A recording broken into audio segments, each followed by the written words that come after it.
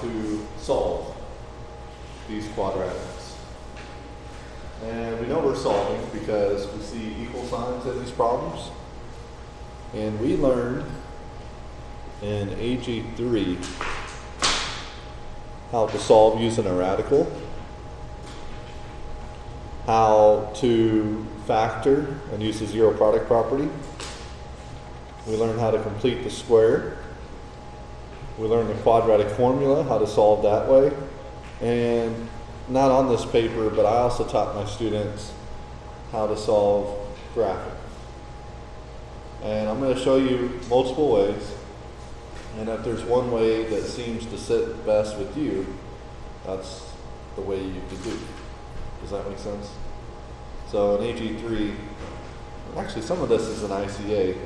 We probably spend a week or 2 weeks going over the different methods. I'm just going to remind you about all the methods today. You've seen them all before. And if there's one that makes more sense to you, you can use that one. The first is solving using a radical, like a square root. And I usually only use that when there's two terms. And to solve for a radical, first you get your x by itself. So you divide both sides by 20.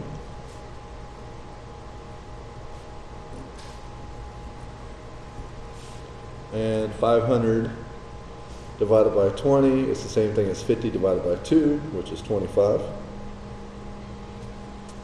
Now this only really works if you have two terms. Well, at least that's the easiest way to do it, is if you have two terms. And then take the square root of both sides.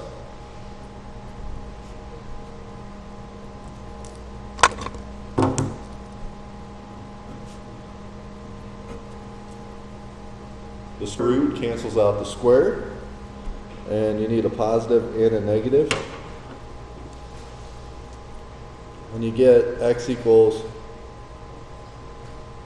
plus or negative square root of 25.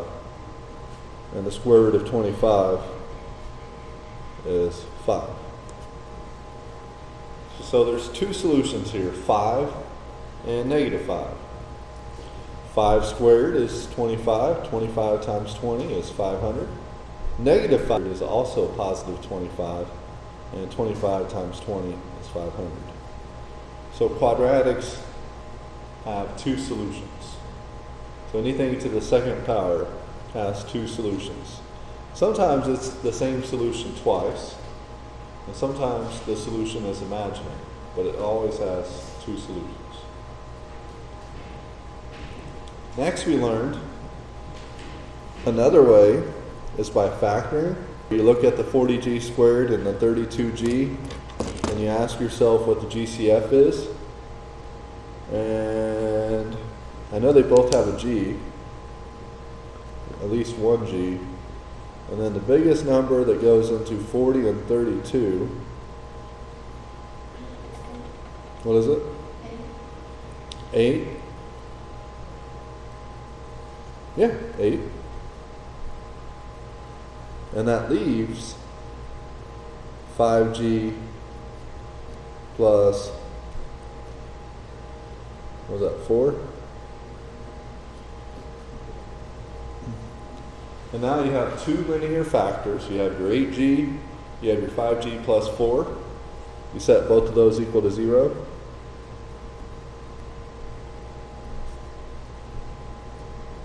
And then solve for g.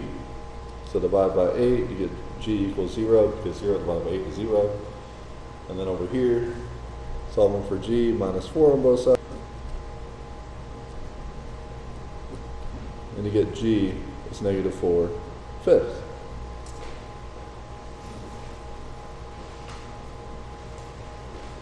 Now just a quick review, another way I showed my students was typing this in, 40x squared plus 32x, and then you put 0 down there. So you type it in and put a 0, and you can go second calc intersect, hit enter 3 times, and then nothing happens. wonder why this one's not doing anything.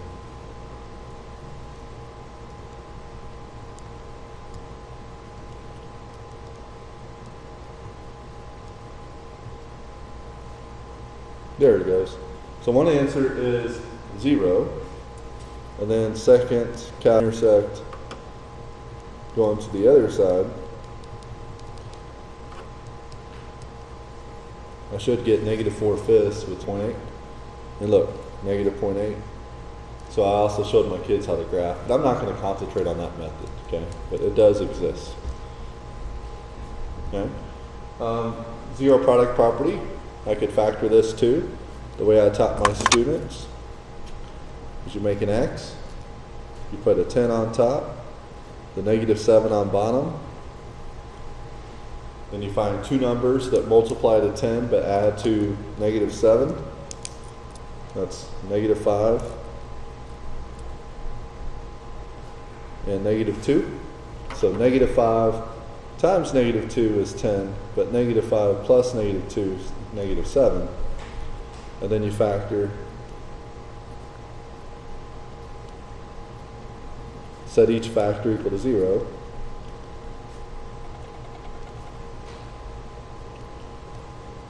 And 5. And x is 2. Plug them back in. 5 squared is 25. That'd be 35. 25 minus 35 is -10. -10 plus 10 is 0. 2 squared is 4. 7 times 2 is 14. 4 minus 14 is -10. -10 plus 10 is also 0. And if some of these are going over your head, that's okay. I'm just showing you different methods. And then eventually, this is the method I really want you to really understand. Okay. Completing the square. We did a lot of this in conics when we were doing circles and ellipses and hyperbolas and parabolas, but I don't really think it's the best way to do it. And this method, you rewrite it with a constant on one side, and then you do something called completing the square. So you try to figure out what to add to both sides.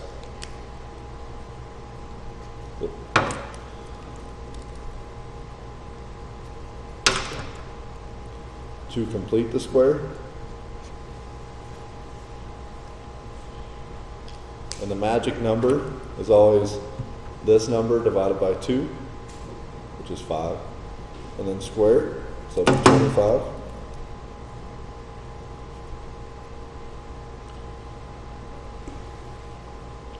Now this is a perfect square trinomial, and it factors into x plus 5 squared,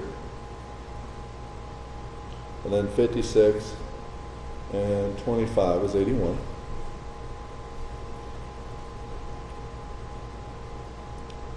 Then you take the square roots.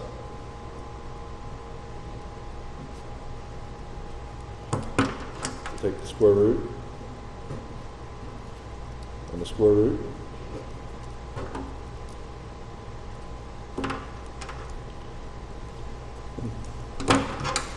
Again, this usually isn't kids like, but I'm showing it. So then you get x plus 5 equals plus or negative 9. Now you have two equations. X plus 5 equals 9, and x plus 5 equals negative 9. Solve for x. You get 4. Solve for x. And you get, what, negative 14?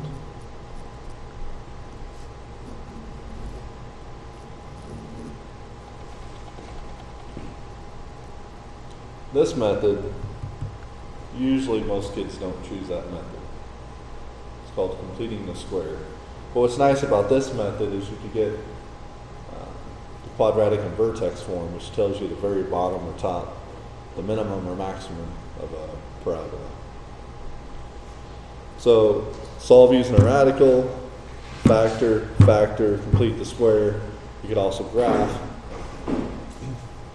But probably the easiest way, since I don't have time, to teach a week, I probably spent 2 days on this, 2 days on this, is just to use the quadratic. And that formula is x equals negative b plus or minus square root b squared minus 4ac all over 2a.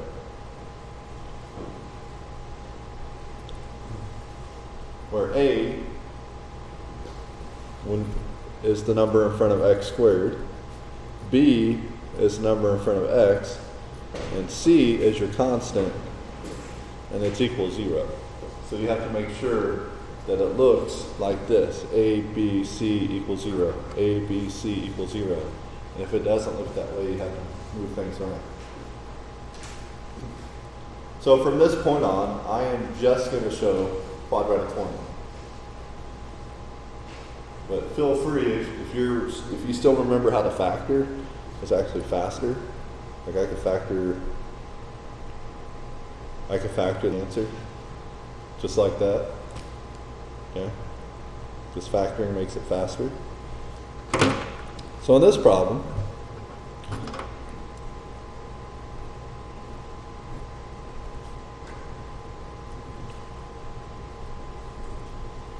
we're going to find the solution.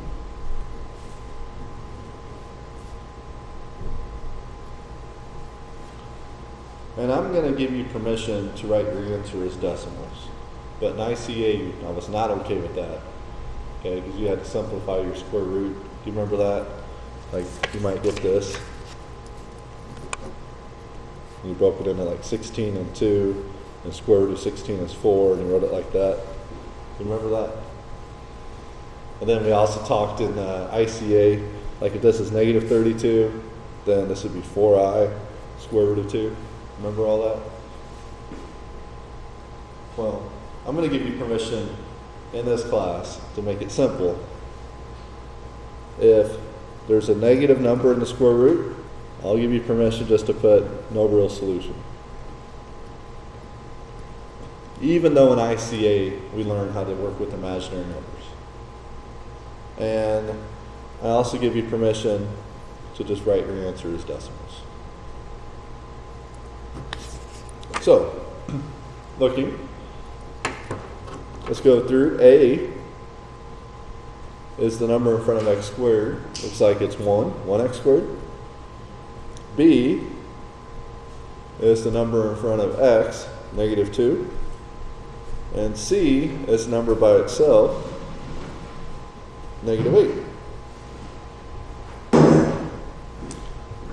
So then I plug in the formula. Negative 2. And then plus or minus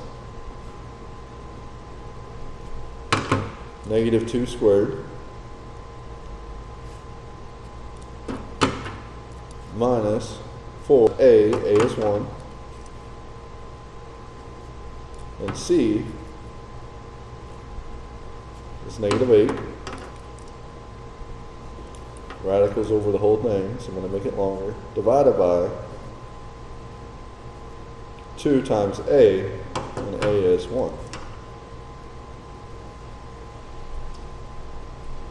Now, in AG1, I would make sure you know your order of operations, but I would say probably the easiest way, because the computation part here isn't the most important part. We're trying to learn how to use this again so we can solve applications. So I would suggest that you just type it in the calculator. So like negative 2. Okay. Yeah, negative 2. And then I'm going to do the plus 1 first. And then square root squared. Notice how I put parentheses there? That's important.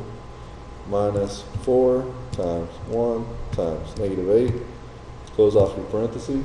You see what I did here? I just typed in the whole thing. Because I'm going to let the calculator do the order of operations for me. And I get 8.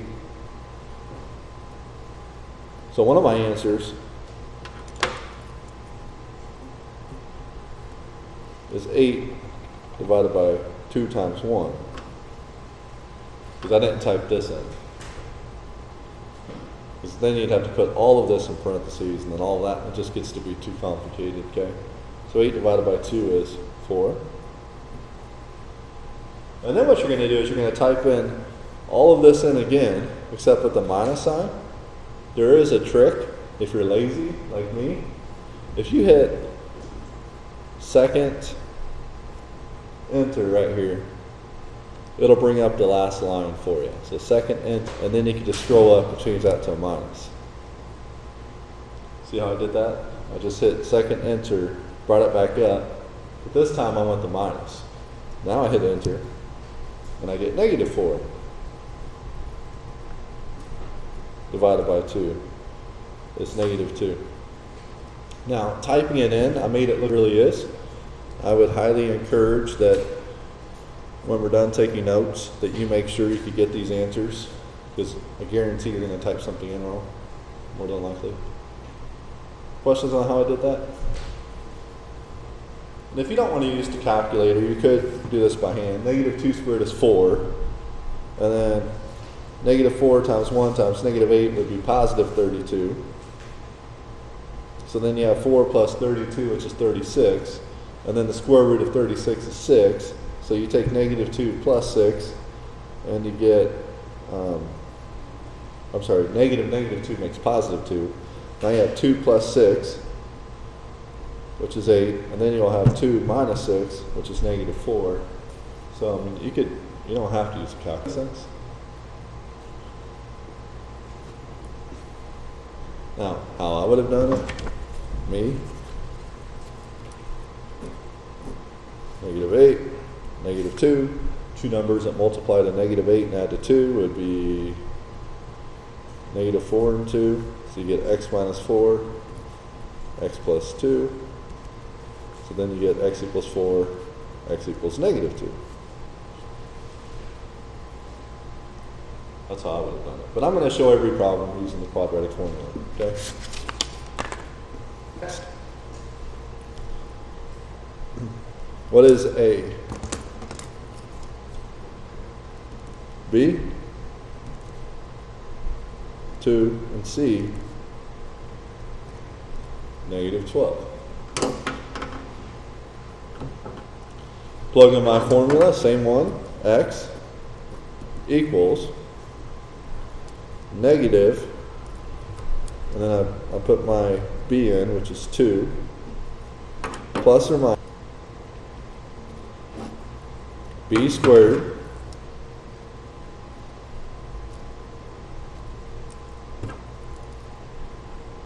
minus 4 is always in the formula, times a. Did I do that? Negative b plus, okay, I was making sure I wasn't looking at those numbers.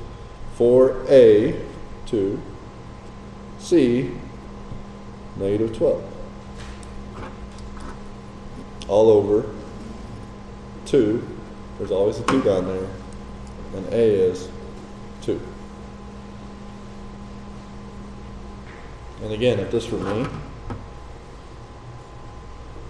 I'll just type it in, negative 2, and I'm going to do plus first, square root, and then I need to put the 2 in parentheses to square it, minus 4 times 2 times negative 12, close off the parentheses for the square root. So I get x,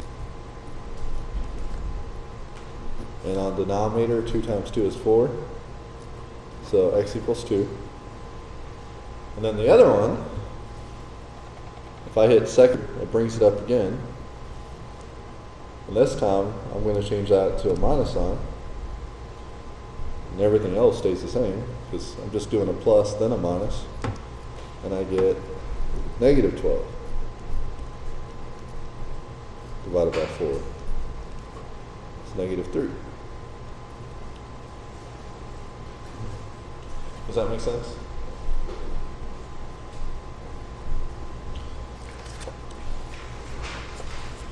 Now, what I would have done,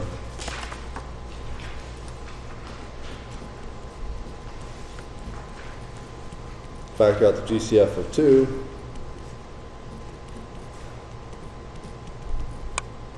and then I could do this in my head. That factors in the 3 and negative 2.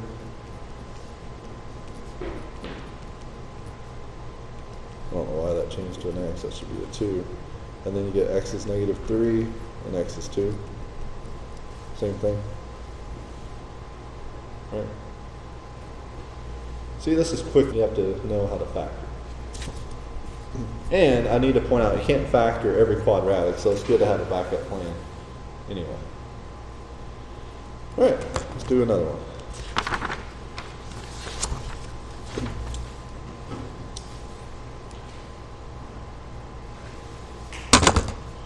All right, we're not going to do this one. Reason why is because we have an x and an a. Well, there's two different variables. You can't solve that. It has to be the same variable. So, we'll go to the next one. Notice, this one is not in standard form. Standard form means a, then b, then the constant equals 0. But I can move this over here by minus 6x on both sides.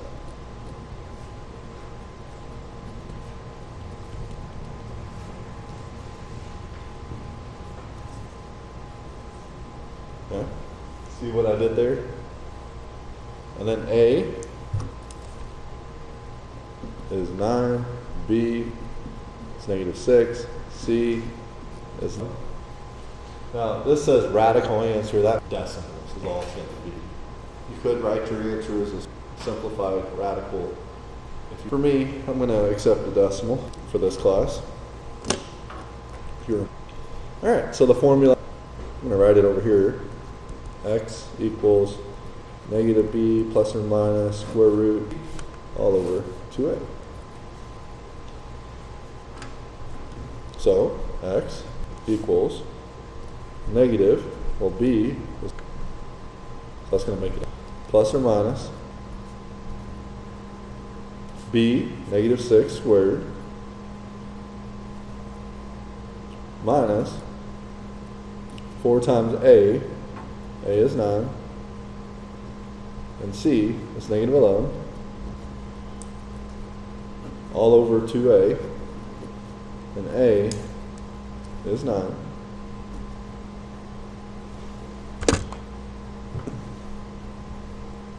I'm going to type this in, negative 6, or you could just type in plus 6, plus square root, parenthesis again, negative 6 squared minus 4 times 9 times negative 11.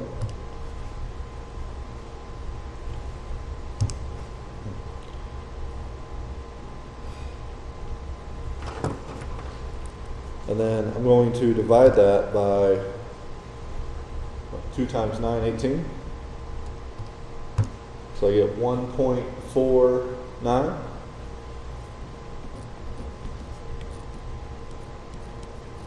And the reason why I didn't write down 26.78 and then divide by 2, because if you round and then divide, your answer gets to be what? That's why I did that. Next, if I hit, it brings up the last one. Second enter brings up the last one. Change that to a minus sign. And then divide that by 2 times 9, which is 18. And you get negative 0.82.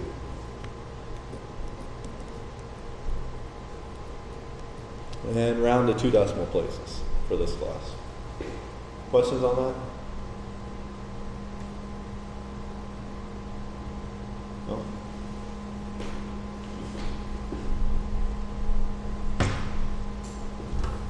Now, these aren't going to work. And the reason why these won't work is because they're imaginary, and that's when you have the I and all that. So I'll show you an example. So it's written in standard form. A is 8, B is 6, C is 5. Plug in your quadratic.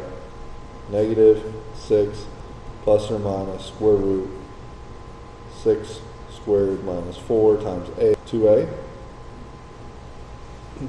And when you type this in, your calculator is going to say non-real real solution. So you're going to put imaginary solution. And I'll show you what that looks like. 6 plus square root 6 squared minus 4 times 8 times 5, close out the parentheses. See how it says non-real solution? Or non-real answer?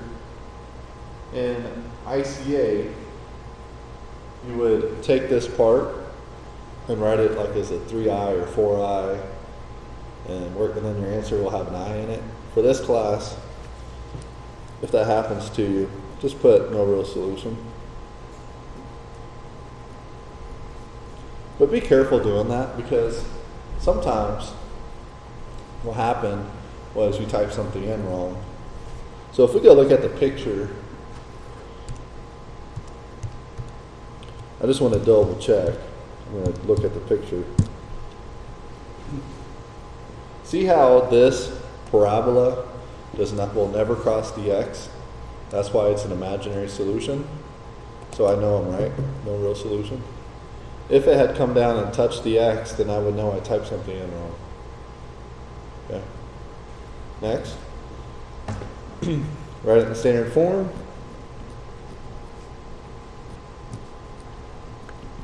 I'll like this over here, make it negative. And then a is 10, b negative 1x, and c is 9. Plug into the formula, negative b, so it'll be negative 1, plus or minus square root